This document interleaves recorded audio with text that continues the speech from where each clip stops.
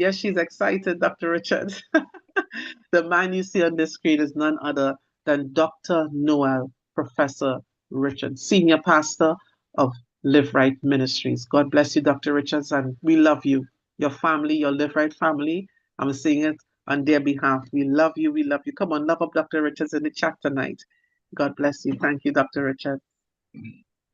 Thank you so much, Prophetess Nicole. Good evening to you. Good evening to the elders and every family member, the ministers, all of you. If you're here for the first time, we want to welcome you to our family, the LiveRight family. We are glad that you are here. And I'm also saying I'm glad that each one of you is here tonight, whether you were here from the beginning of the ministry 6 years ago, we're into our 6th year, or if you join us along the way, we welcome you. I'm glad that you are here. We want to continue this evening from where we left off last evening. We had some nice, healthy discussions last evening. And last evening, I asked the question, should a woman always be ready to have sex with her husband? Because we read the verse of scripture that Paul talked about when he says, it is good to live a celibate life, but because there's so much sexual immorality, each man should have his own wife, each woman should have her own husband. And then he goes on to say the husband should fulfill his wife's sexual needs, and the wife should fulfill her husband's needs. The wife gives authority over her body to her husband, and the husband gives authority over his body to his wife. Do not deprive each other of sexual relations unless you both agree to refrain from sexual intimacy for a limited time so you can give yourself more completely to prayer and fasting. And after that, you should come back together again so that you will not be tempted because of a lack of self-control. And we were of the view, or some people were of the view, that a woman should always be ready, all right? And mentioned that there was one time when a woman should not have sex with a man, and that was during a period, and we had some discussion on that. So I want to start tonight by asking the question, but just tweaking it a little bit.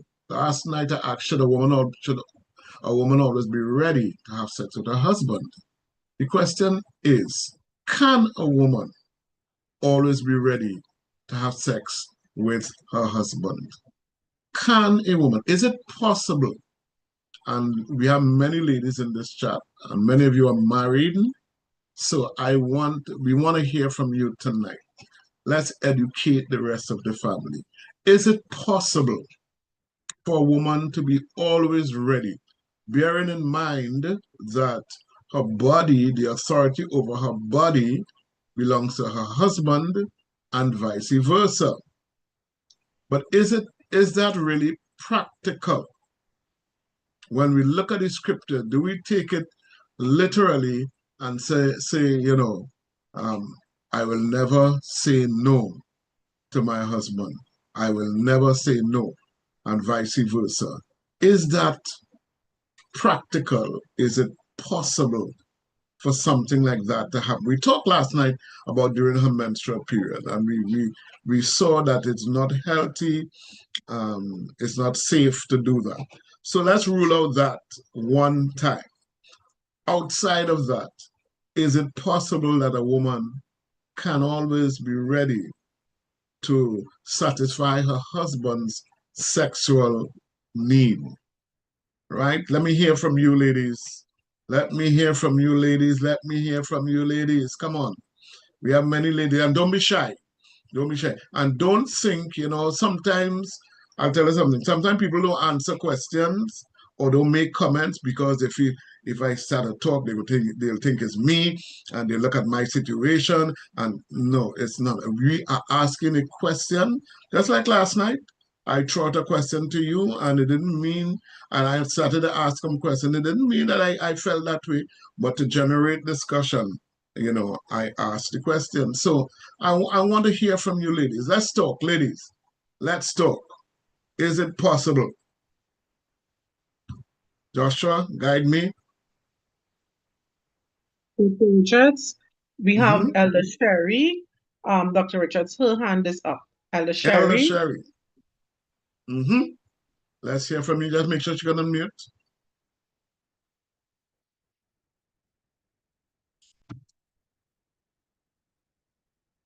Can she unmute? Yes, Dr. Richard, she can. Elder Sherry?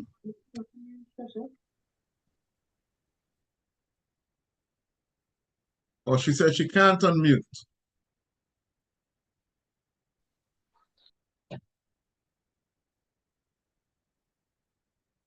All right, I'm switching here now so I can see. Right, yes, I'm seeing her hand up. Hello. Hello. All right. Inside. You're on the inside. All right. So, is it practical? Well, for me, first of all, will be dependent on the individual you're dealing with. Because if you have a husband that have a high libido and according to Sister Mitzi, like rabbit, you want to hop here every minute, definitely it's not practical, right? Unless you're probably a nymphomaniac or something. Outside of that, there are many issues that women endure outside of menstrual cramp, menstrual cycle, that would make it possible to meet those needs every time that your husband probably or desire. Because, and I'm speaking for me, there are things that happens. Every woman is different, and certain things, like when you're going through menopause, sometimes, like with me, I had a lot of neurological issues after I had my son. So, and I think everything shut down. I had, so I had to go through a process of even reprogramming myself for that purpose, and I honestly think till today, and that's a question I have for myself as well. I think till today I still just will give in because of that portion of scripture that we are on there, that your body belongs to your husband, and all of that. But it's not that I am always willing, to be quite honest. Um and I know it's not really, you're not supposed to withhold, but I sometimes feel glad if you just roll over and go straight to sleep and don't even look to bother me, and for the women who at this stage in their life, and they're always ready and ready, I hats off to you. But for me, I have, it's a psychological thing. I have to, of course, you all would know that I also have health issues, right? So that has broken down my libido a lot as well. So that I really just, you know, um, give, You're not always ready. You're not always yeah, ready. give Yeah. in. I would put it like that. And not always, and probably would never be if you don't instigate. So right? But it's something that I recognize happened. It started after my son with the the neurological issues. Then the health issues kicked in, But when I give in, of course I'm in it, but it's not, So, and I know that a lot of women are enjoying that and maybe ashamed too, because you feel, something is wrong with you and it's only you, you know. So that's why I'm putting it out there. It could be challenging. Yeah. Okay. Thank you so much, Elder Sherry. Anyone else? Ladies? Dr. Richards, we have a comment in the chat, and the comments, sorry, one of them says, sorry, I don't know why my thing is giving me trouble. Right. Okay, so one of them said, no, it is not possible, taking into consideration pregnancy issues. Now, And when we say pregnancy issues, what do we mean by that? Because we know that women can have sex even during their pregnancy. All right. In fact, I know of a couple many, many years ago. They were good friends of mine, and she was very pregnant, and the baby wasn't coming, and the doctor advised them go home and have sex, and that caused the baby to come. All right. That baby is now a big woman, married and have children right now, as a matter of fact. So, when I say pregnancy issues, is it just pregnancy or things related or associated with pregnancy? That's what I would want to know. Because we men want to be educated too, and we want to know. We want to Sister know. Nicole, Yeah. hand is open. Go ahead. Good night. Yes, I the person who speak about pregnancy. After you have a baby, well, I'm speaking for myself, right? After you have a baby, I don't think you want nobody to well, your husband, I shouldn't say nobody, your husband to touch you, because sometimes that area is very sore based on how you had the baby, right? So that could be a hindrance after pregnancy, right? And sometimes after surgery, you may have all depends on the surgery. Well, to me, surgery, once you go under surgery, so it's not always possible, for me, based on your life. Some people go through a lot of, even menopause, you go through menopause, that's zeal gone, so it's not, I don't think it's something possible all the time, based on your age and your situation and things like that, could cause that hindrance. It's not always possible for me. Okay, thank you. Thank you, Sister Dolores. Anyone else? Doctor, a private comment is that what if you're not your spouse is not sexually attracted, you're not sexually attracted, he's not what? He's not able to please you in that area. So because you don't enjoy sex with him, that's one of the reasons why the person said that they are turned off. Right. Because So okay. So you actually mean that they turned off. I'm glad you used that last phrase or sentence, that they're turned off. So you're saying that you're turned off, not that you're well, I shouldn't put it forward for you. You're saying, and that person I'm talking to, that you just don't desire to have sex with your husband at all for whatever reason, right? That's what the person is saying? Yes. All right. Okay. We'll come to that in a short while. Anybody else?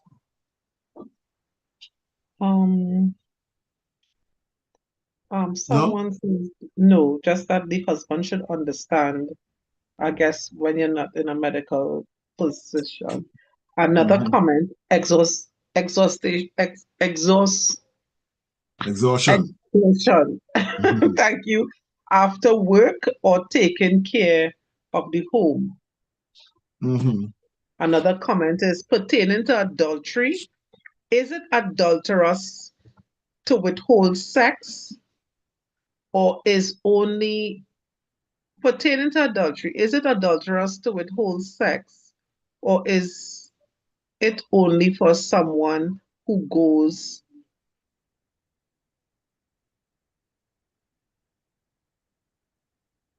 Well, let me answer you without knowing what the person Okay, Doctor. Yeah, I think adultery. Adultery there's two is parts not. to the question, Dr. Richards. Yeah. It's two parts. So let me just. I was kind of reading it word for word, but let me read it. How right? So the person is asking if it's adultery to is if they're having if it's adulterous for them not to have sex, or is it only for someone who's having an extramarital affair?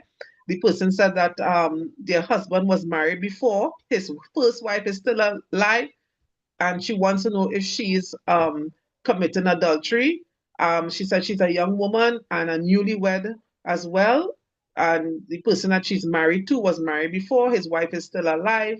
Also, at what point in the Bible did it become unacceptable to have only one wife? Okay, that last one I cannot answer. There's something that's been debated for a long time in terms of when that happened. I really can't answer that. I have been trying to research that myself. But if you notice, when even in Paul's writing, he talk, let every man have his own wife. All right, he didn't use the word, he didn't use plural, didn't say wives. Let every man have his wives. All right.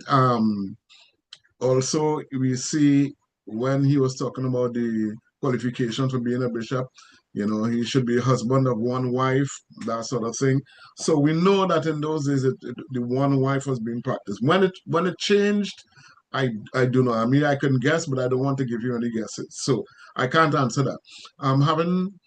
In terms of adultery, withholding sex, no, that's not adultery.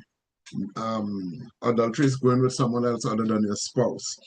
With regards to if that person who asked a question can hold on, because one of the things that we will be dealing with, if they can hold on, if you don't need an answer tonight, or you can hold on sometime, because we are going to come to that, I assure you, to talk about if your husband dies, or if your husband is still living, your wife's still living, we are going to come to that.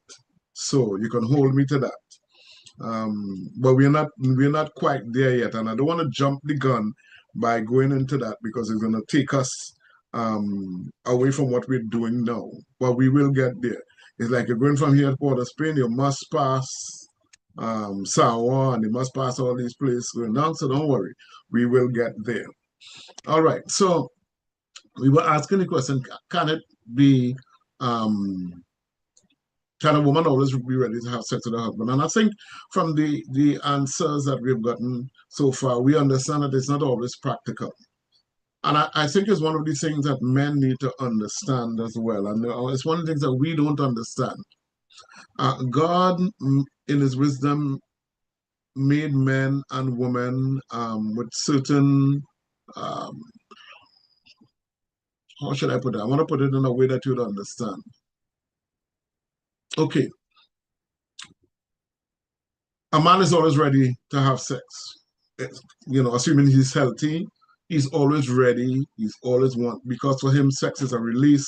Sex is pleasure. Sex is something he wants to do. And women are not always in that position, because they're the receivers. We are the givers. And we're always ready to give. We're always ready to deposit. We're always ready to get rid of. Women have to receive. But in the receiving, there are certain things that have to be in place, or should be in place, for a woman to receive. Because to a man, sex is physical, mainly. To most men, let me say that way, sex is physical. That's why a man could go and have sex with a prostitute. He could go into a brothel.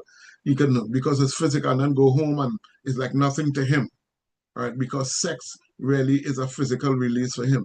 For a woman, it's different. When a woman, especially for a woman, and I heard it in a movie sometime, when a man was talking about his wife, I think it was one of those Madea movies, as a matter of fact. And he was saying that, he suspected his wife of being unfaithful. And he was saying, what hurt him so much is that when a woman has sex with a man, she's actually giving of herself. She's actually saying, here I am, take me. She's actually not just physically, but emotionally into it, right? So if he understands that, then we should understand that as well. And so we need to understand that it is not just the physical act for the woman, it's maybe for us, but not for them, not for the ladies. And so certain things have to be in place. There are certain things that will stop a woman or cause a woman not to respond to a man, or not to want to have sex, or to withhold sex. Now, Paul says, don't deprive your husband, because his body is yours. Your body is his and his body is yours. And we need to understand that if my wife's body is mine, it's not just about her not being able to withhold sex. I have to take care of my body. And if her body is mine, I need to understand my body, and I need to take care of it. So I can't just tell you see that your body is mine, so you have to give in to me. No, I need to understand, if your body belongs to me, then I need to take care of what belongs to me. So I need to know if your body is okay. I need to know what is going on with you. I need to know if you're in the mood. I need to know. So we need to understand that it's not just about you belong to me. Because she could also say, well, your body is mine, and I don't want my body to have sex tonight. So what do you do in a case like that? So there are things that we have to consider when it comes to that. And I want to give you, I did some research as to why women would want to withhold sexual relations with their husband, right? So let me present to you what my research has told me. Some of the reason, I'm sure it's not extensive in the sense that there may be more reasons than this, but let me just tell you what I've come up with. One, life circumstances. Women have to see about children, they have to go to work. A lot of things are interconnected. For a man, he can separate sex from everything else. He could be vexed with his wife, they could have a quarrel. Just had a quarrel, and he's ready to have sex. But he needs to understand that for a woman, it's not that easy. It's not a physical thing. And so many things are going on that affect her and affect her psychologically and physically as well. And we need to understand that. We understand the man box where we have a box for everything, a drawer for everything. So we have a drawer for sex and a drawer for this and a drawer for that. So we just pull out the sex drawer when we're ready. One for woman, everything is interconnected, and we don't understand that. So one is not always ready, maybe because of something that happened this morning, happened yesterday, maybe because she had a hard day at work, maybe because her boss is giving her trouble, maybe because she ate something today or something happened today that she didn't like and it affects her. We need to understand that. So life circumstances is one, and we could talk a whole lot more about that. There's a lady who shared something, and let me just share it. It's a brief thing. She says, on some days, my husband wants sex in the morning. She said, that's okay, but I have to prepare breakfast, prepare lunch, see about the children, get to work. She said, if I agree to have sex, then after sex, he will clean up and leave home in minutes. But then I have to clean up myself, preferably take a bath, do my hair, breakfast, lunch, see about the children, and then go to work while he's gone, right? And then she said, then there's a physical energy drain after sex, the emotional turmoil and longing. She said, and then during the day, I feel I need to be hugged after sex, and he's not there, and I feel empty. All right? Men don't understand that because he's finished and he's going to work and he's feeling good. And his wife is feeling empty. Not only feeling empty, but she would have had to go through all those things. So we need to understand, we men need to understand that. Then another reason, and Prophetess was just talking about that. When we talk about diabetes, we often talk about men and what happens with men and diabetes. One of these things is ED, which is erectile dysfunction. A man cannot have, most men who have diabetes have problems getting and maintaining an erection. But diabetes also affects women. It affects women's sexual health. And what diabetes does in women, it causes a decreased desire for sex. It also causes something called vaginal dryness, where, in order for a woman to have sex, certain things, what's the word? Not juices, what's the word? Secretions, that's the word I'm looking for, needs to happen. All right, so in order for it to be pleasurable and easy, that doesn't happen. Now, when a woman is dry, it causes painful sex. So she's not always, if she has diabetes, it can cause pain. Diabetes also causes difficulty with arousal for women. They don't get aroused easily if they have diabetes, or even coming to that point of climax or orgasm. Now, I hope nobody is I know we are all adults and we are talking to the world right now, but these are some of the things we need to talk about. And I wish I had, when I was growing up, when I say growing up, I don't even mean at a tender age, but even as an older person, I wish we would have spoken about some of these things. It would have served me well. All right. So women who have diabetes have difficulty with arousal, and they have difficulty in getting an orgasm as well, due to nerve damage, also due to reduced blood flow, hormonal changes, and psychological factors. So she will not always be ready if she has diabetes. Her body is not ready for that. And the desire for sex is not there. Now, let me just stick up in here or interject here. That is why it is so important. Communication is so important. Communication with your spouse. This is how I'm feeling. This is what is happening to me. And this is where an understanding plays a big part for men especially. We need to understand. We need to understand what our spouse is going through. And a lot of men don't. So when a woman has diabetes or she's not controlling her blood sugar, these are some of the things that happen. So when you have communication, you could talk about improving glucose control.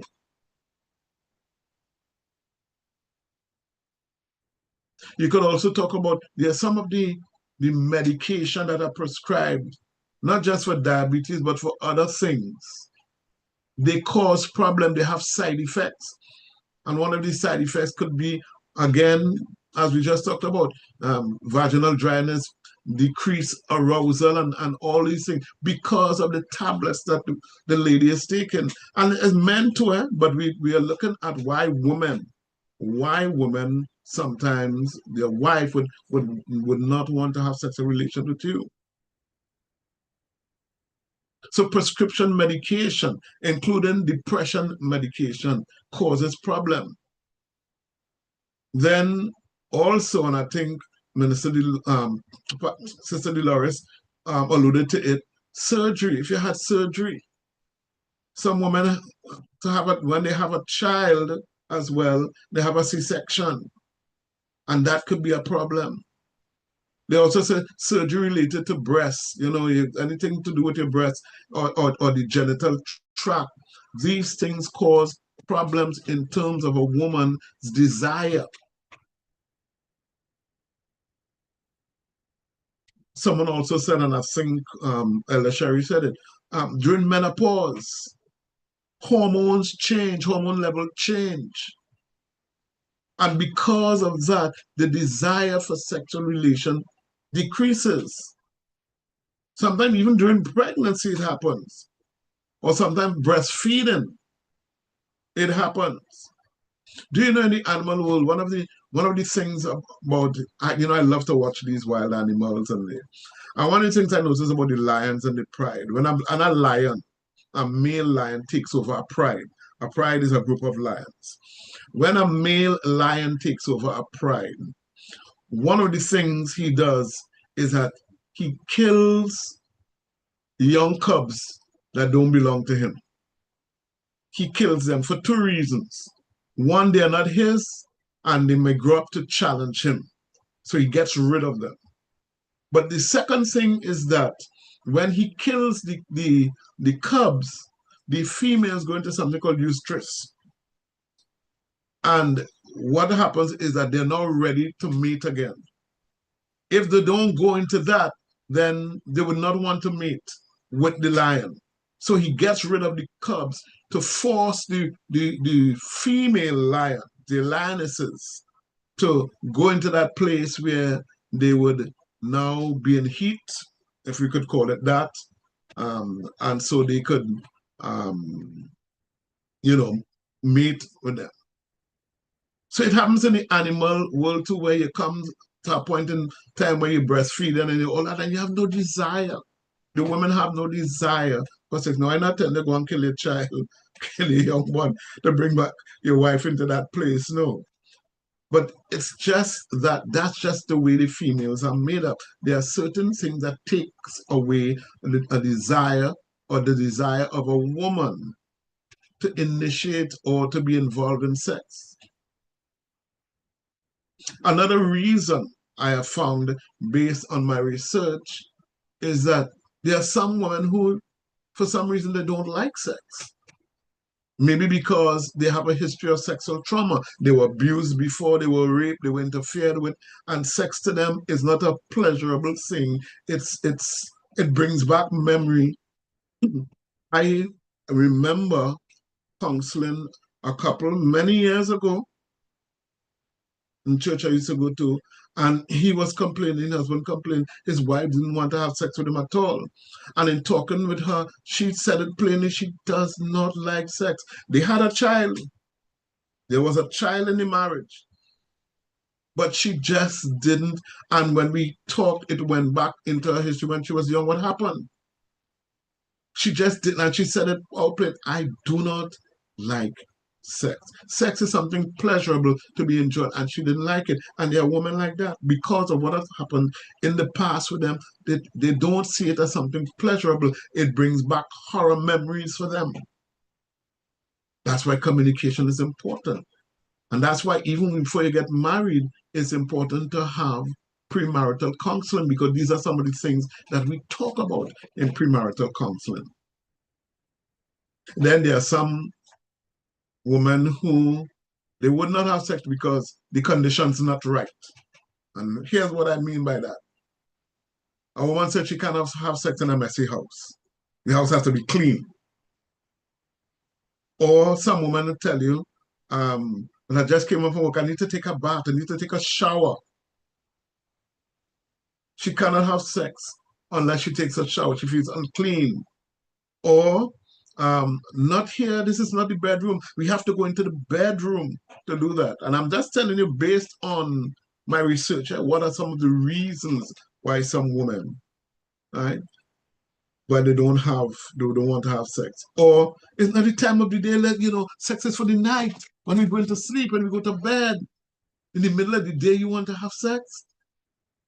That's what some women say. So this is not the time. This is not the place. Your husband want to pull aside on some lonely road, and this is, you're my wife, and he wants to do, and she says, no, this is not the place. This is not the place for that. All right. Now, I know we could talk about all these things, and if you want to, please feel free to stop me. But as to whether or not this should be, but let me just give you, and right now I'm just giving you the reasons based on my research. Another reason is the selfishness of their husband. They don't,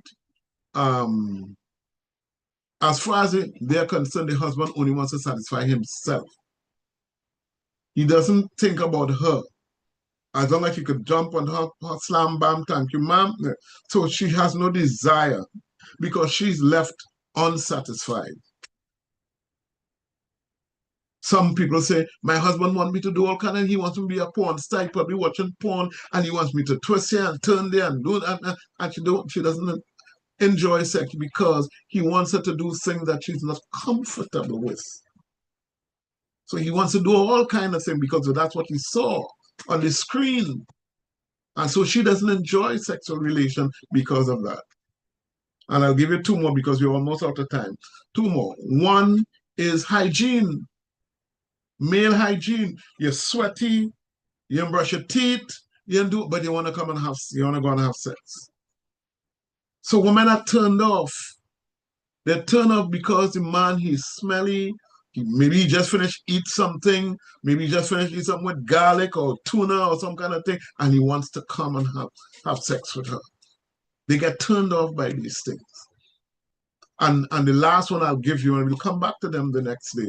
The last one I'll give you, some women said because of his lack of skill, his lack of skill in the bedroom, he doesn't know how to satisfy her.